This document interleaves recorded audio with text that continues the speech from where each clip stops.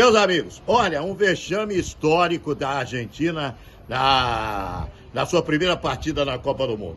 Perdeu para a Arábia 2-1. Marcou 1-0 com gol de pênalti do Messi, teve 2 gols anulados, né, que estavam impedidos realmente. Falei, nossa, vai dar um saco na Arábia. Aí toma a virada 2-1 e jogou mal. Acabou jogando mal a seleção argentina, porque uma seleção que joga bem, com o potencial da seleção argentina, mesmo tomando 2-1, faria 3-2, 4-2, não, jogou mal. Olha, agora a Argentina já começa a ficar numa situação difícil. O jogo contra o México já passa a ser um jogo decisivo praticamente para a Argentina. Vai ter que ganhar os 2 jogos, hein? Vai ter que ganhar os 2 jogos que tem aí pela frente. E olha, fiquei absolutamente surpreso. Quem ganhou muito dinheiro foi aquele que apostou nos jogos de apostas, apostou na vitória da Arábia, que era uma zebra total. Mas zebra acontece em Copa do Mundo e a zebra pegou a Argentina, uma das favoritas. Agora vai ter que correr e correr muito atrás, hein, seu Messi? Um abraço. Enfim, a primeira zebra, a Argentina perdeu para a Arábia Saudita de virada 2-1. E estamos todos aqui nesse bate-pronto para analisar tudo o que aconteceu com a seleção hermana, tida como uma das favoritas para esse Mundial. Ontem a gente destacava, tá muito estranha essa Copa do Mundo, porque o Equador venceu o Catar, o Equador era o favorito para aquele jogo, a gente teve a vitória da Holanda para cima de Senegal, o empate entre País de Gales e Estados Unidos, que são da mesma força, até então nenhuma zebra.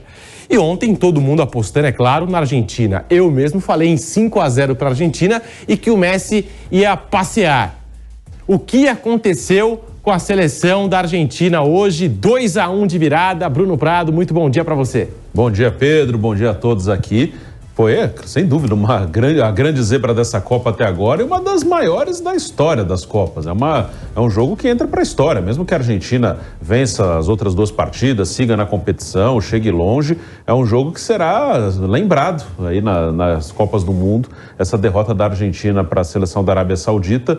A Argentina, eu até falava com o Thiago Berraich no Jornal da Manhã, o Thiago lembrou, né, da última derrota argentina em abertura, em estreia de Copa, naquele caso foi abertura, Argentina 0, Camarões 1 na Copa de 90 na Itália, e agora essa derrota para a Arábia Saudita. Na Copa passada estreou com empate com a Islândia, 1-1, mas uma derrota inesperada, sim. A Arábia é uma seleção que na Copa da Rússia não foi bem, se estreou tomando 5 da própria seleção russa, mas mostrou-se um time muito bem organizado desde o primeiro tempo.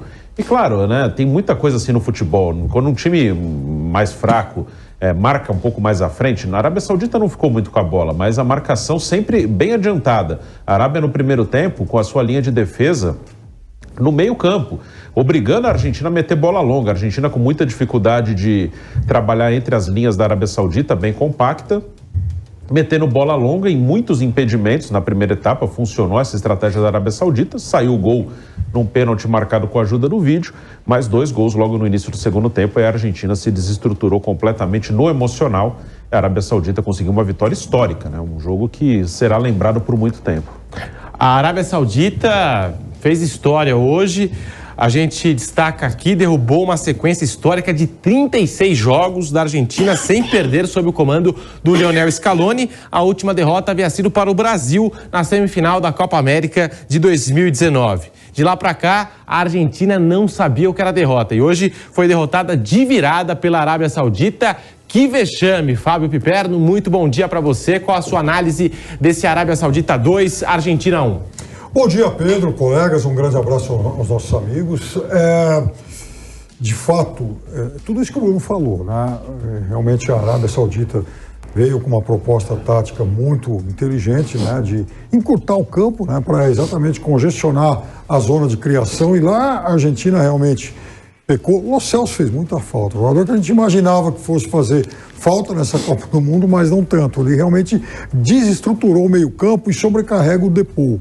Agora, a gente também tem que, não pode deixar de apontar algumas coisas. Primeiro, que ontem, né, Pedro, a gente aqui no programa, no último que a gente fez, cobrava exatamente o fato de que os países daquela região do mundo, né, os países lá do Oriente Médio, da Ásia, têm apresentado nas últimas Copas do Mundo muita dificuldade para evoluir. E a Arábia Saudita hoje mostrou que talvez seja um ponto fora da curva. é a mais importante vitória do futebol saudita em todos os tempos, até porque talvez o grande resultado tivesse sido aquela vitória contra a Bélgica ainda na Copa de 94. É também a pior derrota da Argentina em mundiais. A Argentina nunca perdeu para uma seleção que fosse tão distante dela em rankings da FIFA e também em status. Sem dúvida nenhuma, esse favoritismo fica muito abalado, não para avançar, porque eu acho que essa chave é fraca. E também destacar, a gente até comentava aqui fora do ar, uma espécie de Lawrence das Arábias do mundo da bola, que é o técnico Hervé Renard.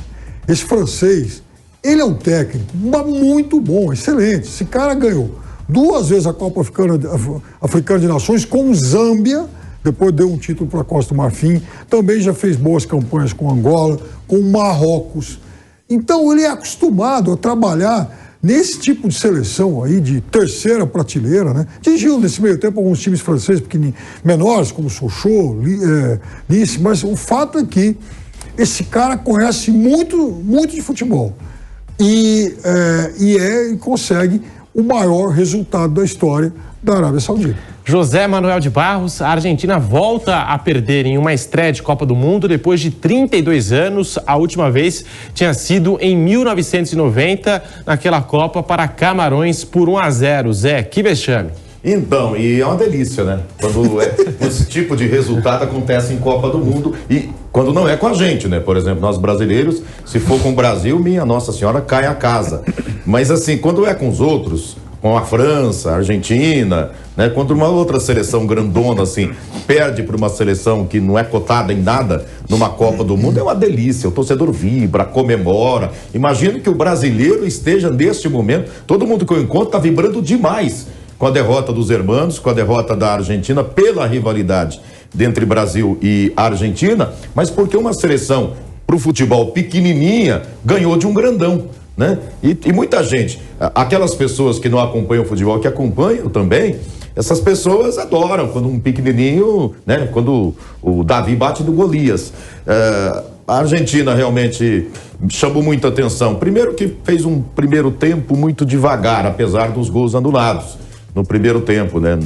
E um deles com impedimento ali só com a tecnologia mesmo, para marcação do impedimento, para compensar um pênalti que foi, vou te falar uma coisa, bem cavado, né? Acho que o jogador da Argentina, quando sentiu o abraço, falou, não quero abraço, eu quero pênalti. E se jogou ali, e o árbitro viu, o abraço realmente ocorreu, e o jogador argentino esperto já se jogou e cavou. Para mim, pênalti cavado, não é que não pode marcar de jeito nenhum, mas bem cavadinho ali. E o segundo gol da Arábia Saudita lembrou de novo um saudita fazendo um gol espetacular na Copa do Mundo. O Vairan marcou lá em 94 um gol espetacular, né? Ficou marcado na história das Copas do Mundo, aquele gol que ele marcou. E agora o segundo gol também foi espetacular. Diferente, o jogador não saiu driblando todo mundo, mas pegou uma bola primeiro marcado por 3. Quando ele se livrou dos 3 ali, limpando a jogada, veio um quarto e não adiantou. E meteu a bola no canto. O Al-Dawsari fez um gol espetacular, gol de Copa do Mundo mesmo, garantindo essa vitória, né? Claro que vai na conta da culpa da Argentina. Não sei se a Arábia Saudita vai voltar a vencer jogos, mas o Piperno destacou bem o treinador, né? Um treinador que todo mundo agora vai querer saber quem é esse cara, vai todo mundo perguntar pro Piperno, pro Bruno Prado, né? Que tem assim mentes privilegiadas, né? E lembram, e tem uma memória grande, muito conhecimento de futebol, quem que é esse cara, não sei o quê, e realmente vai todo mundo agora se interessar por ele, né?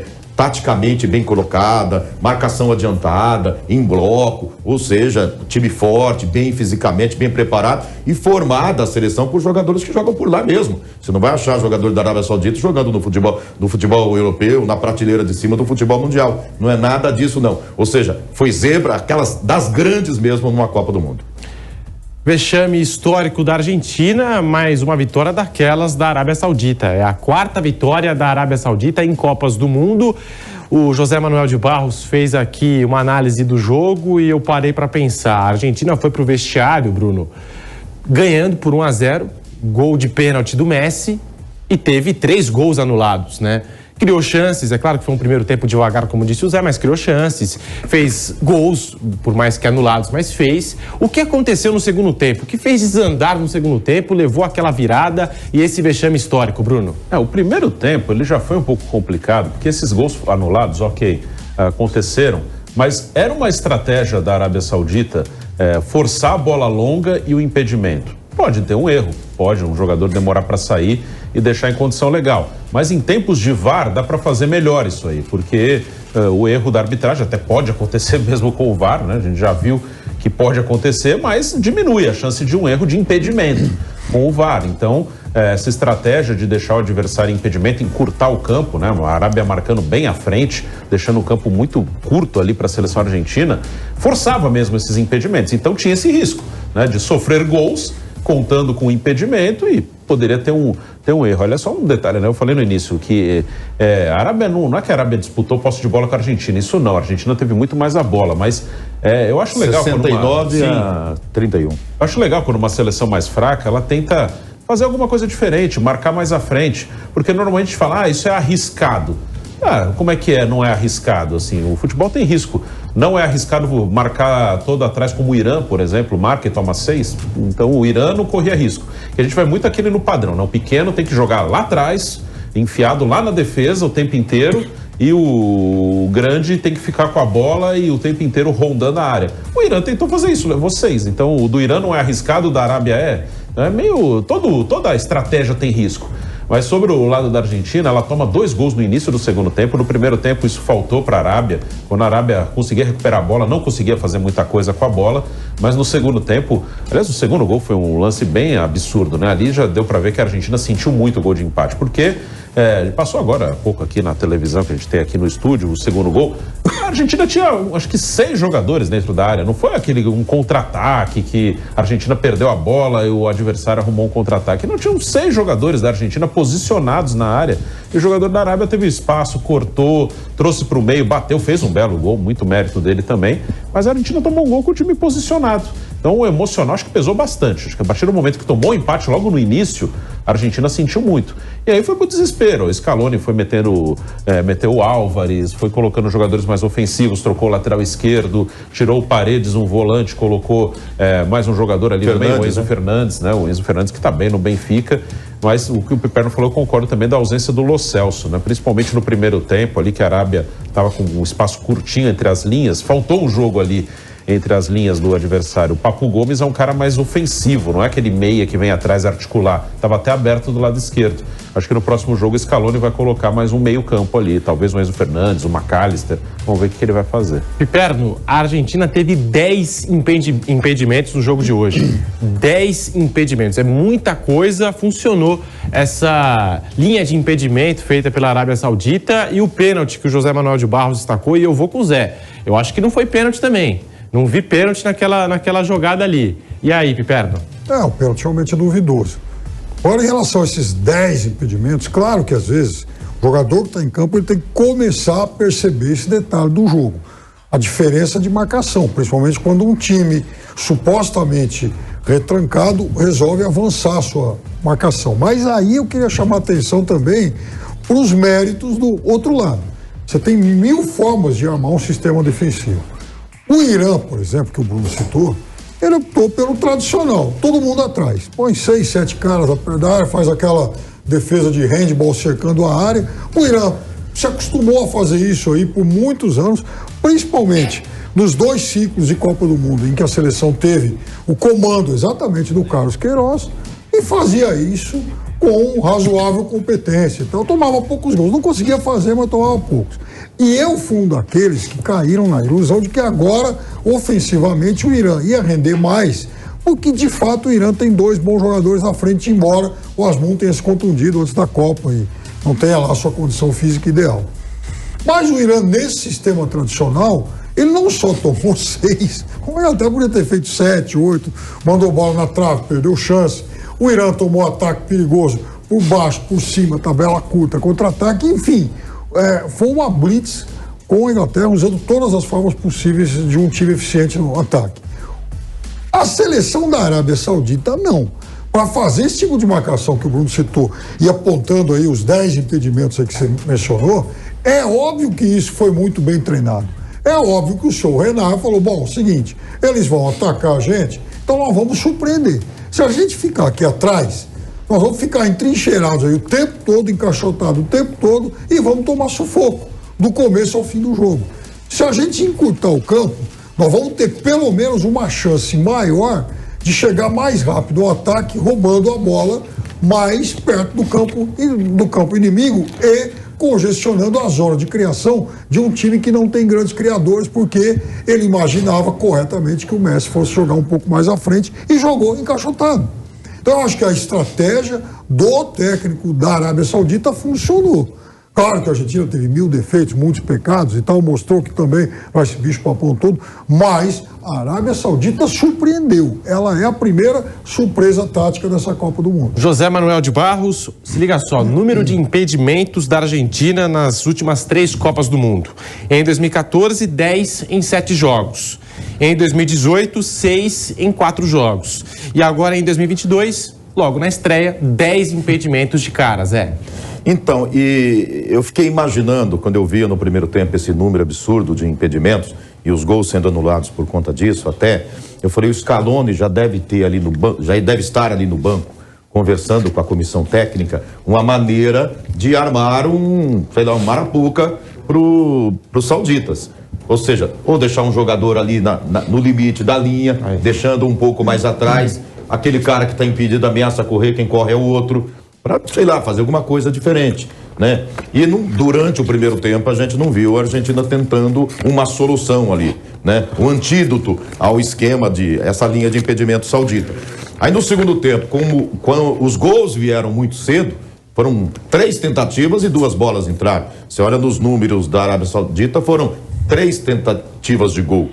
Uma bola que não foi no gol, 2 foram no gol e entraram. Aproveitamento espetacular. 2 chutes no gol, 2 gols para a Arábia Saudita. A Argentina teve mais, 6 tentativas, uma bola entrou no pênalti e as outras 5 o goleiro pegou. Mas me chamou a atenção a Argentina não encontrar uma solução durante o jogo para sair dessa linha de impedimento da Arábia Saudita. Parece uma coisa meio que básica, né?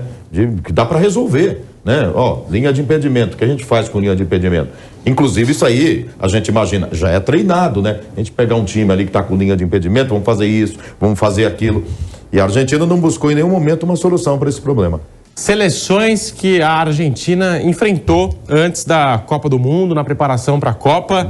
Venceu a Estônia por 5-0, Honduras 3-0, Jamaica também por 3-0. E o último amistoso pré-Copa foi contra os Emirados Árabes 5-0. Isso mostra, Bruno, Piperno, Zé, que a Argentina foi pouco testada antes do Mundial? Olha, assim, não teve isso aí, a gente fala muito aqui sobre o Brasil também, que não teve o confronto, muitos confrontos contra as seleções europeias. A Argentina recentemente fez um grande jogo contra a Itália, né, na finalíssima, né, do que criaram aí, campeão da Copa América e o campeão da Euro. Mas hoje, ela não perdeu para uma seleção europeia, né? Se nessa lista de amistosos tivesse um jogo com a Arábia Saudita e a Argentina vencendo esse amistoso, né, esse suposto amistoso, a gente colocaria nesse bolo, não foi testada, jogou com a Arábia Saudita, né? Como o Brasil jogou com a Tunísia, jogou com Gana, jogou com a Coreia do Sul, jogou com o Japão, né? E a gente fica nessa dúvida, não jogou contra um europeu, então a gente ainda não sabe, o time tá bem, mas fica essa dúvida. Então a Argentina, a Arábia Saudita, ela não seria considerada um teste para a Argentina se ela tivesse jogado com a Arábia Saudita. Então, para ver o tamanho da zebra, que às vezes uma seleção europeia, média, ela aparece bem numa Copa, como aconteceu com a Croácia, como a gente às vezes espera da Sérvia, da Suíça, da Dinamarca, mas a Arábia Saudita não, né? Então, a Arábia é difícil, acho que não dá para colocar nisso de ser testada, porque a gente não consideraria a Arábia Saudita um teste se tivesse acontecido. Então foi uma zebra enorme, né? A Argentina se enrolou mesmo no jogo, né? Um amistoso com a Arábia Saudita não teria assim, um peso de preparação para uma Copa do Mundo se a Argentina tivesse feito esse amistoso e vencido, como eu citei, os adversários que o Brasil enfrentou recentemente.